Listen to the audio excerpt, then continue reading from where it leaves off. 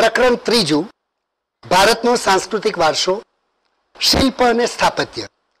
એના આપણે બહુ વિકલ્પ પ્રશ્નો જોઈએ તો ધોળાવીરા ક્યાં આવેલું છે?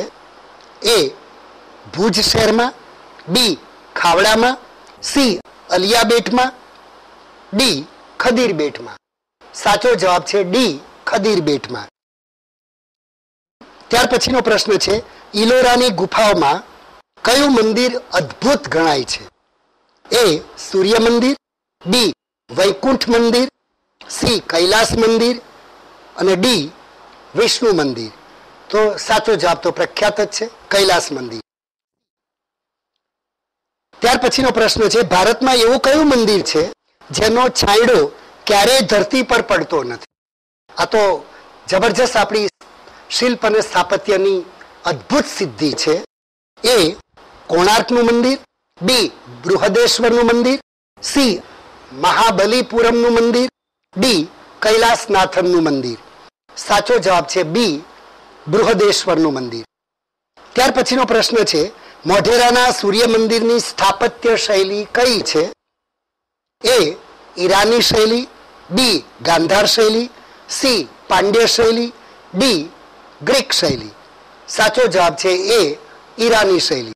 આ ફોરેનનો શબ્દ છે ઈરાન, એટલે કોઈને એવું લાગે કે એ તો હોય જ નહીં, પણ ખરેખર એ જ જવાબ સાચો છે.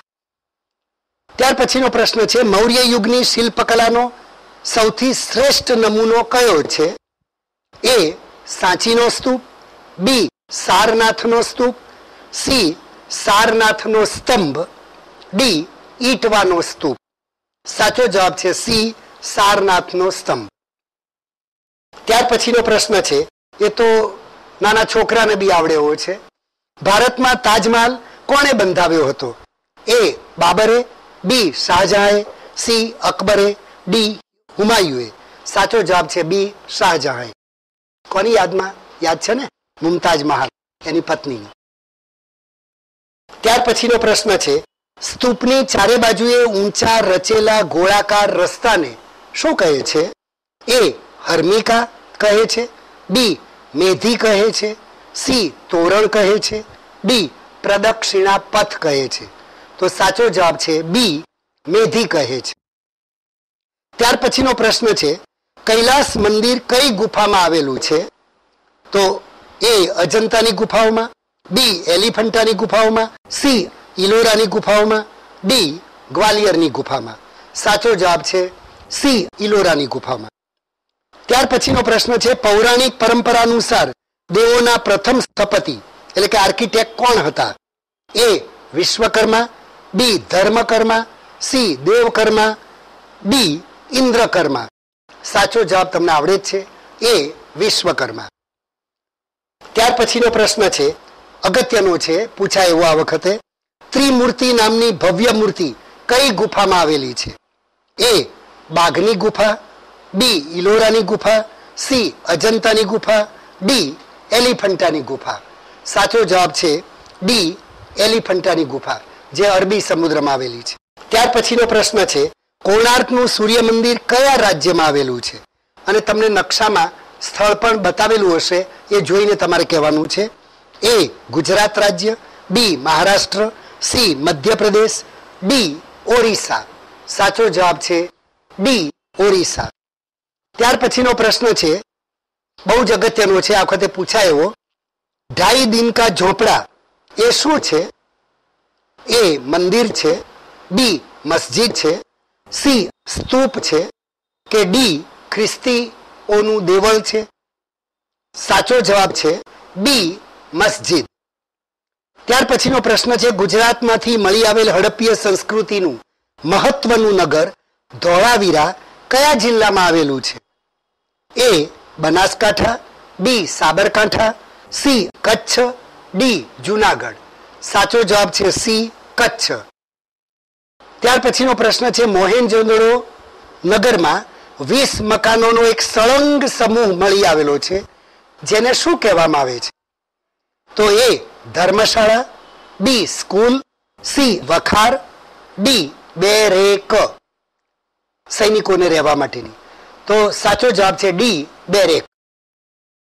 ત્યાર પછીના પ્રશ્નમાં જોઈએ તો ભગવાન બુદ્ધના શરીરના વિવિધ ભાગોના અવશેષોનું અંડાકાર ચણતર કરવામાં આવતું હતું તેને શું કહેવામાં આવે છે? તો એ મંદિર, બી સ્તૂપ, સી સ્તંભ, ડી વિહાર. સાચો જવાબ છે બી સ્તૂપ. ત્યાર પછીનો પ્રશ્ન જોઈએ તો કાળા પેગોડા નામનું સૂર્ય મંદિર ક્યાં આવેલું છે? એ મોઢેરા, બી પાટણ, સી કોણાર્ક, ડી ખજુરાહો. સાચો જવાબ છે તમે જાણો જ છો સી કોણાર્ક. ત્યાર પછીનો પ્રશ્ન છે મોહેંજો-દડો નગરની આગવી વિશેષતા નીચેનામાંથી કઈ તમને લાગે છે? એ જાહેર સ્નાનાગાર, બી ભૂગર્ભ ગટર યોજના, સી વિશાળ પહોળા રસ્તાઓ, ડી જાહેર મકાનો. સાચો જવાબ છે બી ભૂગર્ભ ગટર યોજના. સમકાલીન કોઈ સંસ્કૃતિમાં ભૂગર્ભ ગટર યોજના તો હતી જ નહીં, સિવાય કે ક્રીટની સંસ્કૃતિમાં રાજમહેલો પૂરતી જ આ ભૂગર્ભ ગટર યોજના હતી. સામાન્ય માનવીને તો એ સગવડ હતી જ નહીં. એટલે આપણે સ્વચ્છતા, આરોગ્ય વિશે કેટલો ઊંચો ખ્યાલ હતો એ તમને આમાંથી ખ્યાલ આવતો હશે. ત્યાર પછીનો પ્રશ્ન છે ગોળ ગુંબજ ક્યાં આવેલો છે? આ જરા ફની ક્વેશ્ચન પણ છે કારણ કે એના ઓપ્શન તમને બહુ મજા પડે એવા છે. એ વિજાપુર, બી બીજાપુર, સી મિદનાપુર અને ડી દિલ્હી. એટલે ઘણા લોકો દિલ્હી જ લખીને આવે પણ એ જવાબ ખોટો છે. સાચો જવાબ છે બી બીજાપુર, BIJAPUR. એટલે કે બી સાચો જવાબ છે. ત્યાર પછીનો પ્રશ્ન બહુ જ અગત્યનો છે સિટાડેલ એ શું છે? તો એના 4 ઓપ્શન જોઈએ તો આપણે એ ઉપલા વર્ગના લોકો અને શાસનકર્તાઓના રહેઠાણો એટલે કે શાસક અધિકારીઓના રહેઠાણો, બી મધ્યમ વર્ગના લોકોના રહેઠાણો, સી નીચલા વર્ગના લોકોના રહેઠાણો, ડી કોઈ પણ બંદરે રચવામાં આવેલ ડોકયાર્ડ. સાચો જવાબ છે એ ઉપલા વર્ગના લોકો અને શાસક અધિકારીઓ એટલે કે શાસનકર્તાઓના રહેઠાણો.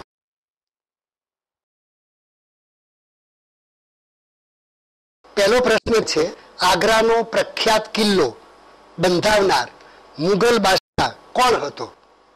એના 4 વિકલ્પોમાં એ હુમાયુ, બી અકબર, સી શાહજહાં, ડી ઔરંગઝેબ. સાચો વિકલ્પ છે સી શાહજહાં. ત્યાર પછીનો પ્રશ્ન છે ફતેપુર સિકરી નામનું નવું નગર બનાવનાર બાદશાહ કોણ હતા? એ બાબર, બી અકબર, સી જહાંગીર, ડી શાહજહાં. સામાન્ય રીતે શાહજહાએ બહુ બાંધકામો કર્યા છે એટલે વિદ્યાર્થીઓ ખોટો જવાબ લખી નાખે. બી અકબર એ સાચો જવાબ છે. ત્યાર પછીનો પ્રશ્ન છે અજંતા ઇલોરાની ગુફાઓ ક્યાં અને કયા રાજ્યમાં આવેલી છે?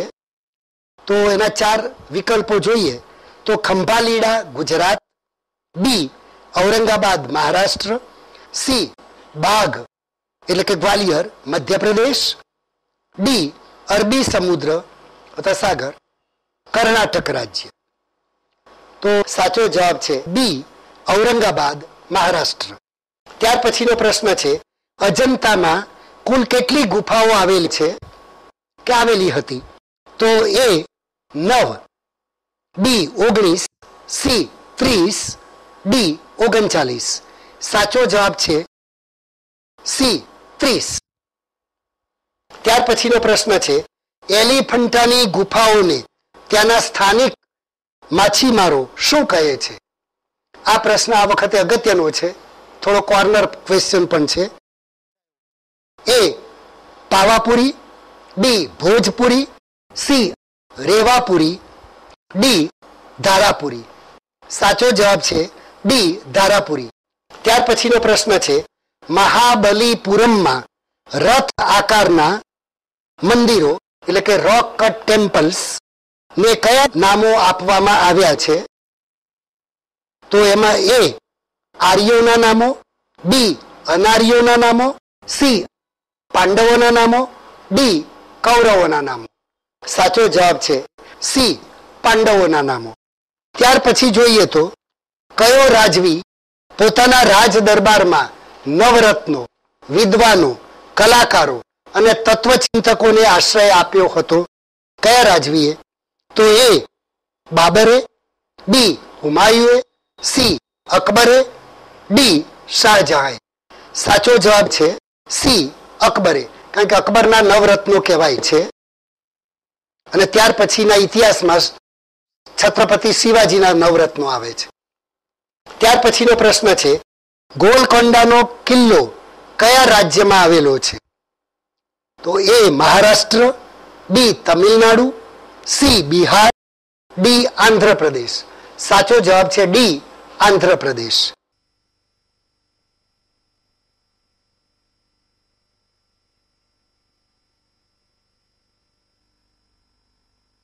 જીવન ધોરણની વાત કરીએ છીએ ત્યારે મારે, તમારે કે કોઈને બી જીવન જીવવા માટે, જીવન ટકાવવા માટે, આપણું અસ્તિત્વ ટકાવવા માટે શું શું જોઈએ?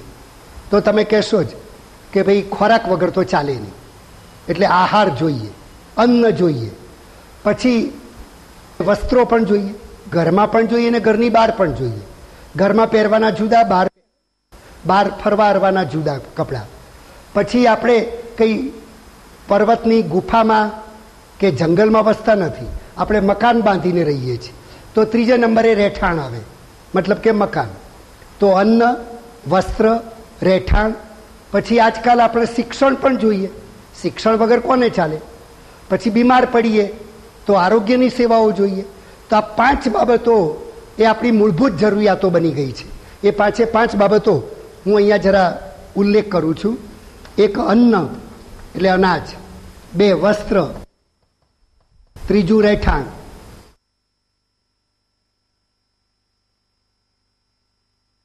4 શિક્ષણ,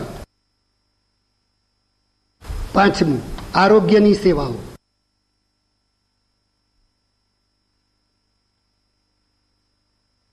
આટલું તો દરેક નાગરિકને જોઈએ એટલે જોઈએ જ, આના વગર તો ચાલે જ નહીં. હવે જો આટલું મળી રહેતું હોય તો આપણે જીવન ટકાવી શકીએ. પણ તમે જાણો છો તેમ દરેક વ્યક્તિની ઈચ્છાઓ અનંત છે. એટલી બધી ઈચ્છાઓ હોય છે કે ન પૂછો વાત. અને એ ઈચ્છાઓને સંતોષવા માટેના, એને તૃપ્ત કરવા માટેના જે સાધનો છે, સંસાધનો છે, એ આપણા મર્યાદિત છે. દાખલા તરીકે 1 જ રૂપિયો તમારી પાસે હોય તો 1 રૂપિયામાંથી તમે પાણીનું પાઉચ લઈ શકો, 1 રૂપિયામાંથી તમે બીજી કોઈ વસ્તુ ખરીદી શકો, 1 રૂપિયામાંથી કોઈ ત્રીજી વસ્તુ પણ ખરીદી શકો. પણ રૂપિયો એક જ છે અને આપણે પાણીએ પીવું છે ને થોડીક ચણા સિંગે ખાવા છે ને થોડુંક બીજું પણ કંઈક લેવું છે, એમ અનેક ઈચ્છાઓ હોય. ત્યારે પછી આપણે નક્કી કરવું પડે કે ભાઈ પહેલાં શું કરવું છે મારે. તો પ્રાયોરિટી આવે. આપણે અંગ્રેજીમાં પ્રાયોરિટી કહીએ, ગુજરાતીમાં અગ્રિમતા કહીએ. એટલે ઈચ્છાઓ સંતોષવા માટે પણ આપણે અગ્રિમતા નક્કી કરવી પડે કે ભાઈ પહેલાં શું જોઈએ, બીજા નંબરે શું જોઈએ, ત્રીજા નંબરે શું જોઈએ. તમે અહીંયા બી જોઈ શકો છો કે માનવીની પ્રાથમિક જરૂરિયાત એ અન્ન છે. અન્ન એકલું મળે તો એ જીવી શકે, માણસ ટકી શકે. પછી બીજા નંબરે એની જરૂરિયાત આવે છે વસ્ત્ર, ત્રીજા નંબરે એની જરૂરિયાત આવે છે રહેઠાણ, ચોથા નંબરે શિક્ષણ, 5મા નંબરે આરોગ્ય સેવાઓ. આમ ક્રમ છે, આ ક્રમને તોડાય નહીં. આ આપણી મૂળભૂત જરૂરિયાતોનો એક ક્રમ છે અને આપણે મૂળભૂત જરૂરિયાતો પણ કહી શકીએ દરેક નાગરિકની. તો આ જેની આ મૂળભૂત જરૂરિયાતો સંતોષાય એનું જીવન ધોરણ ઠીક કહેવાય. હવે થોડીક આગળ વાત કરીએ છીએ. કેટલાક લોકોને એવું હોય કે ભાઈ આ 5 જ વસ્તુઓ મળે એ ના ચાલે જીવનમાં, અમારે તો મનોરંજનના સાધનો પણ જોઈએ છે. તો મનોરંજનના સાધનો ઉમેરીએ.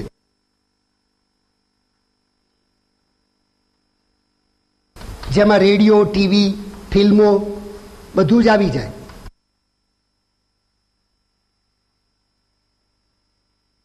વગેરે. બરાબર.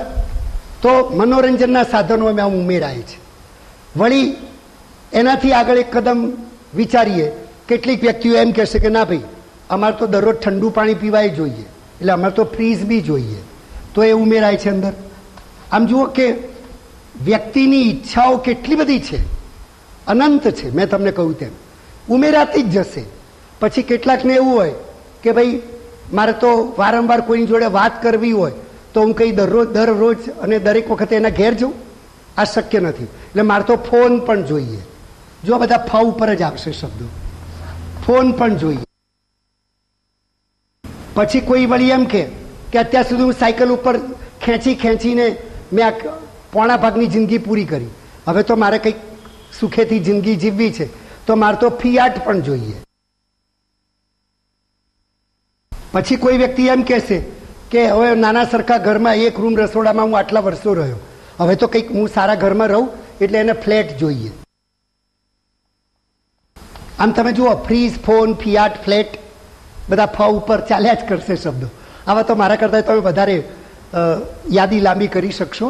પણ મેં તમને કહ્યું તેમ મૂળભૂત જરૂરિયાતો આ 5 પૂરી થાય પછી જે જરૂરિયાતો પૂરી કરીએ છીએ આપણે, અથવા તો ઉમેરીએ છીએ, અથવા તો આપણે આપણા સાધનો, મર્યાદિત સાધનોથી એ ખરીદી શકીએ છીએ, ત્યારે આપણું જીવન ધોરણ સુધરતું જાય છે. આપણું જીવન ધોરણ એ કંઈક ઊંચું આવતું જાય છે. પણ મેં તમને કહ્યું તેમ વાત સાચી છે કે પહેલા 5 જે આપણી મૂળભૂત જરૂરિયાતો છે સંતોષાવી જ જોઈએ, અને એને જીવન ધોરણ ટકાવી રાખવા માટેની એ મૂળભૂત જરૂરિયાતો છે. બાકીની બધી જરૂરિયાતો છે જીવન ધોરણ ઊંચું લઈ જવા માટે, જીવન ધોરણ સુધારવા માટેની જરૂરિયાતો છે. કેટલાક સામાન્ય માનવીઓ એમ કહેશે કે ભાઈ કંઈ મારી શક્તિ કંઈ ફિયાટ કાર ખરીદવાની નથી, તો કંઈ વાંધો નહીં ભાઈ, શહેરમાં તો બસ સેવા હોય જ છે. કોઈક એક ગામથી બીજે ગામ જવું હોય તો ટ્રેન, એસટીની બસ વગેરે સેવાઓ પણ મળે છે. તો ટ્રેનની સેવા, પછી એ જ રીતે બસ સેવા, લોકલ બસની સેવા,